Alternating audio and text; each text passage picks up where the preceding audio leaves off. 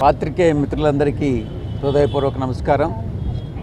ఈరోజు గుంటూరు పార్టీ ఆఫీస్లో గుంటూరు పార్లమెంటు పరిధిలో ఉన్నటువంటి 7 అసెంబ్లీ నియోజకవర్గాల సమన్వయకర్తలు, గౌరవ శాసనసభ్యులు, గౌరవ పరిశీలకులు, మన పార్టీ జిల్లా అధ్యక్షుల వారి ఆధ్వర్యంలో సమీక్షా సమావేశాలు నిర్వహించుకున్నాం.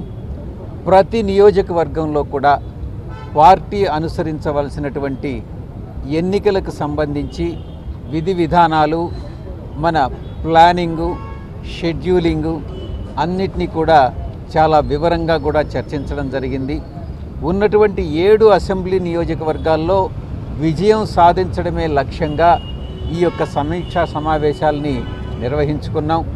ఎన్నికల్ని చాలా ప్రణాళికాబద్ధంగా మనం ఫేస్ చేయాలి అన్నటువంటిది, ఎలా ఆ ప్రణాళికలను మనం ప్రణాళిక అంటే ఏంటి, ఆ ప్రణాళికను మనం ఏ విధంగా ఇంప్లిమెంట్ చేయాలన్నటువంటి విషయంలో కూలంకషంగా చర్చించి నిర్ణయాలు తీసుకోవడం జరిగింది.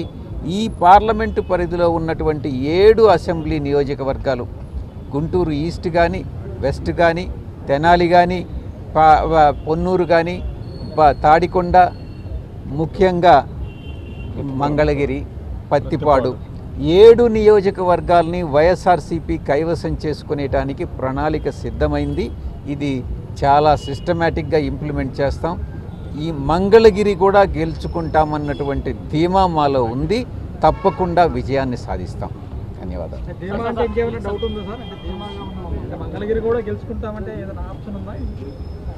తెలుగుదేశం పార్టీ వాళ్ళు పదే చెప్తున్నారు మేము గెలుచుకుంటామనని. మేము ఒక్కటే చెప్తా ఉన్నాం, ఎటువంటి పరిస్థితుల్లో అది తెలుగుదేశంకు వెళ్ళదు. గతంలో 2 సార్లు మేము వైఎస్ఆర్సీపీ కైవసం చేసుకుంది. 2024 ఎన్నికల్లో కూడా తప్పకుండా వైఎస్ఆర్సీపీ మంగళగిరిని కూడా కైవసం చేసుకుంటుంది. మేము రీటైన్ చేసుకుంటాము. ఎటువంటి పరిస్థితుల్లో తెలుగుదేశం పార్టీకి వెళ్ళదు అన్నటువంటి విషయాన్ని స్పష్టంగా చెప్పారు. సమీక్షా సమావేశంలో అంతర్గత ఎవరైనా సరే ఆవేదన వ్యక్తం చేశారు, ఎవరైనా సరే వాళ్ళ లోటుపాట్లు ఏమైనా మీతో సంప్రదించారు? కొత్తగా కోఆర్డినేటర్గా మీరు వచ్చారు, ఎలా సార్?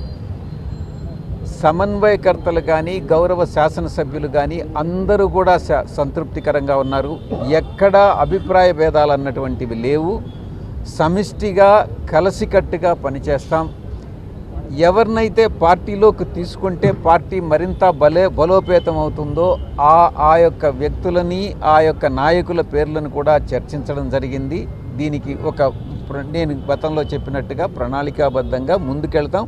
అందరినీ కూడా కలుపుకొని అందరినీ కూడా పార్టీలోకి చేర్చుకునేటటువంటి ప్రయత్నం చేస్తాం. ఫైనల్గా మీరు అభ్యర్థులు ఇప్పుడు కారు జాబితా విడుదల చేశారు. లాస్ట్కి ఇప్పుడు ఒక చెక్ పెట్టాను అంటే అభ్యర్థులు ఖరారు ఎప్పుడులో పూర్తి చేసే అవకాశం?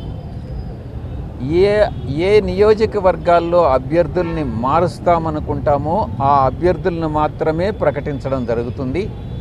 మిగతా ఏదైతే నియోజకవర్గాలకు సంబంధించి ప్రకటన వెలువడదో వాళ్ళే పాత అభ్యర్థులే కంటిన్యూ అవుతారన్నటువంటి విషయాన్ని గమనించుకోవాలి. Thank you.